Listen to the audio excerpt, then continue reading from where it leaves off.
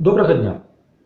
У беларускіх СМІ гэтымі выходамі прайшла навіна альбо аналітыка пра магчымы беларускі след у новай ракетнай праграме Карэйскай Народна-Дэмакратычнай Рэспубліцы. Гаворка ішла пра новую балістычную ракету Хвасон-15, якая, в прынцыпе, можа з тэрыторыі КНДР даляцець да тэрыторыі Злучаных Штатаў Амерыкі. Гэта ракета, нагадаю, она была презентаваная напрыканцы 2017 года, прайшлі некалькі выпрабаванняў, і ўжо ў 2018 годзе Кім Чен Ін прэзентаваў у тым ліку і мабільную пускавую установку, мабільны транспартны сродак ракеты. South Korea's Joint Chiefs of Staff said on Thursday that the recent ballistic missile launched by North Korea seems to be a newly developed intercontinental ballistic missile. Менавіта гэта мабільнае шасі і прыцягнула ўвагу беларускіх аналітыкаў, беларускіх экспертаў, таму што, нягледзячы на тое, што карэйскі бок заяўляў пра самастойную распрацоўку, самастойны выпуск шасі, хутчэй за ўсё, прынамсі, яна вельмі нагадвала вырабы мінскага завода колавых цягачоў. Тым болей, што верыць карэйцам не выпадае, зважаючы на тое, што падобнае шасі, нават спроба стварыць у Расійскай Федэрацыі платформа ООО скончылася нічым. І тут раптам КНДР, і яна пачынае запуск. З іншага боку, зважаючы на актыўныя, у тым ліку і бізнес, і вайсковыя кантакты КНДР і Кітайскай Народнай Рэспублікі, натуральна, можна было пабачыць і кітайскі след, які насамрэч там і ёсць. Окей, давайте ж разбирацца. На што спасылаюцца беларускія крыніцы, беларускія даследчыкі, гаворачы пра магчыма беларускае шасі альбо беларускія тэхналогіі ў шасі для карэйскай ракеты. Яны спасылаюцца на тое, што гэтае шасі, яно вельмі падобна на сучаснае шасі МЗКТ 79 серыі, на якой у тым ліку базуюцца расійскія «Іскандэры», «Тополь-М» і іншыя. Але афіцыйна, прынамсі з кітайскага боку, заяўляецца, што, магчыма, Карэйская Народна-Дэмакратычная Рэспубліка проста набыла грамадзянскія цывільныя лесавозы, якія выпускаюцца в Кітаі, і іх проста адаптавала пад вайсковыя патрэбы. Цяпер на гэтым давайте і спынімся. І так, калі мы гаворым пра магчымыя тэхналогіі шматколавых шасі, у тым ліку падвойнага прызначэння, у Беларусі, натуральна, што кожны, хто больш-менш разбіраецца ў беларускай сітуацыі, адразу згадвае мінскі завод колавых цягачоў. І гэта сапраўды адзін з сусветных лідараў у дадзенай галіне, але ўзнікае пытанне, ці прадаваў МЗКТ тэхналогіі ці свае вырабы у КНДР. Магу сцвярджаць, што наўпрост не прадаваў. Іх там, МЗКТ там няма. Але пры гэтым беларускі след там ёсць. У чым жа справа?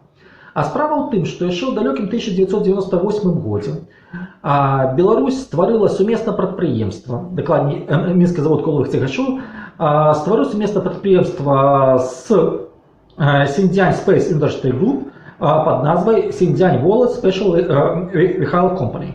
Што гэта такое? Гэта сумеснае прадпрыемства, створанае ў прапорцыі 70 на 30, 70% гэта кітайскі капітал, 30 беларускі, якое мелася вырабляць спецыялізаваную тэхніку для цывільных патрэбаў. Тыя ж самыя лесавозы, тэхніка, якая можа перавозіць вялікія грузы па дастаткова кепскіх дарогах і гэтак далей.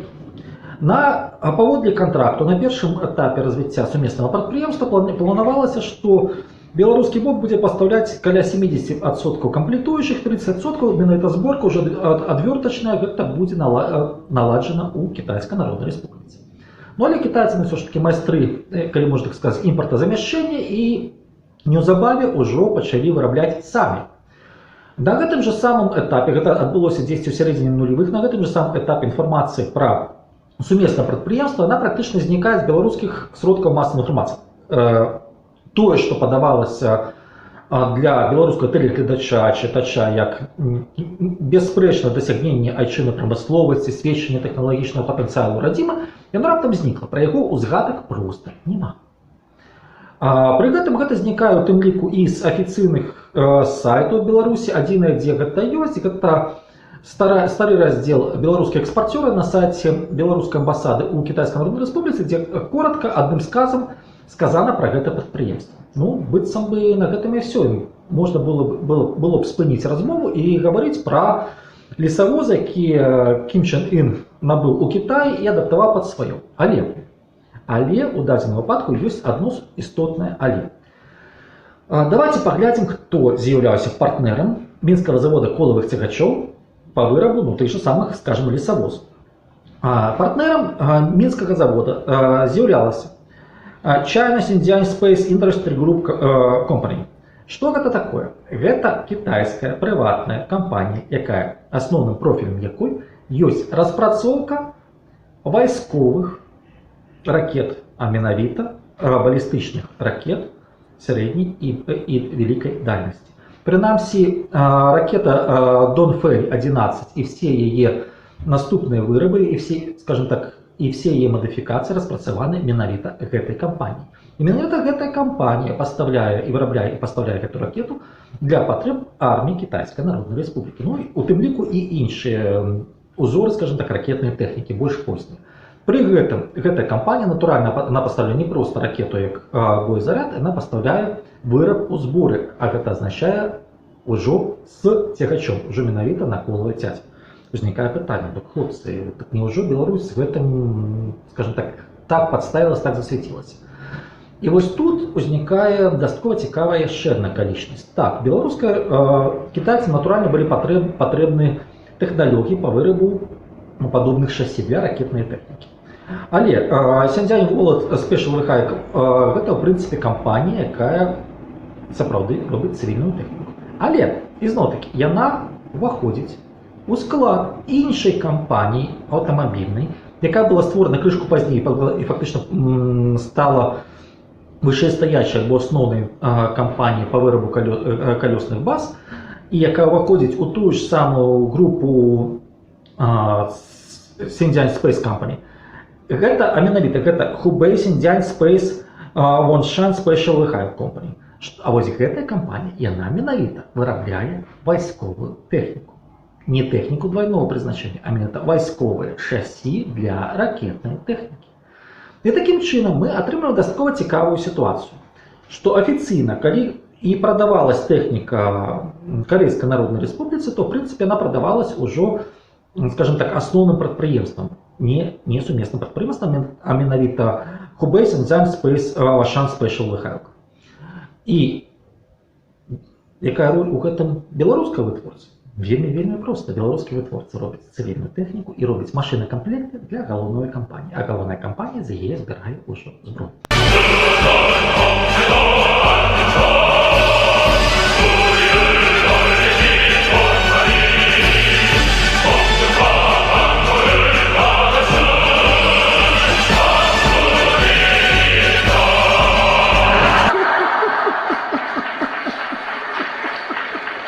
Вы сами просили. І тут мы упираемся яшчэ в одну цікавую рэч. Окей, ёсць вырабніцтва, ёсць продажы, ёсць вырабніцтва вайсковай тэхнікі, ёсць продажы. А што называецца, дзе грошы? І вось па грошы самае цікавае, таму што беларуская статыстыка нам парта не заўважае працу сумеснага прадпрыемства Кітайскай Народнай Рэспубліцы. На сайце МЗКТ про такое структурное подразделение так само ничего нема, хотя по идее, як акционер, любой акционер может отрымліваць свои дивиденды. Застаецца пытанне, хто зараз з'яўляецца уладальнікам таго самага беларускага пакету акцый. А беларускі пакет акцый ён ёсць, тому что нават на сучасным, на китайских ресурсах уже узору 18-19 года менавіта гаворыцца, што ёсць сумеснае прадпрыемства беларуска-кітайскае. І гэта азначае, што прынамсі 30% акцый гэта беларускія. І зноў-такі я не буду падзяляць, яны там належаць прыватным асобам ці МЗКТ, і адпаведна 30% дывідэнтаў, 30% прыбутку можа атрымліваць беларускі бок. Але ж узнікае пытанне, ці ёсць прыбытак? Окей, давайте глядзець. Сапраўды, такая рэч, як справаздачнасць гэтай кампаніі, справаздача сумеснай кампаніі, яна закрытая. Ну, як справаздача галоўную кампанію. Але пры гэтым тыя ж самыя амерыканскія аналітыкі, якія ацэньваюць кошт і ресурсную базу і патэнцыял кітайскіх вытворцаў, яны даюць за 2017 год ацэнку чыстага прыбытку пасля выплаты ўсіх падаткаў прыкладна 18-20 мільёнаў даляраў. Пры гэтым гэты чысты прыбытак, гэта менавіта прыбытак беларуска-кітайскага сумеснага прадпрыемства і толькі на цывільнай тэхнікі, без машинакомплекту.